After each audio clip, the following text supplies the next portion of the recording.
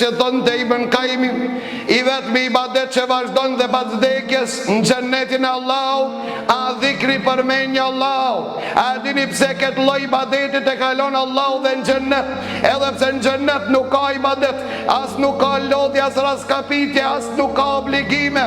Mirë po ka në hadithi që e transmeton Imam Gjabiri, dhe këtë hadith e ka nxjerr Imam Muslimi sahihun e tij, kur e pyetën pejgamberin e Allahut se banorët e xhennetit a hajnë, a pinë, a dëfrohen? Tha po, hanë dhe pinë dhe dëfrohen. Mirë po ato nuk urinojnë dhe nuk ka tualet apo WC në xhennetin e Allahut. Tha ja Rasulullah, si ka mundësi njëri të hanë dhe të pinë e pastaj mos të ketë, ku ka mundësi që të shkarkohet nga ngrënia dhe pirja? Tha pejgamberi Allahut, hanë dhe pinë dhe dëfrohen. Mirë po ato shkarkohen nga ushqimi tyre me goksim.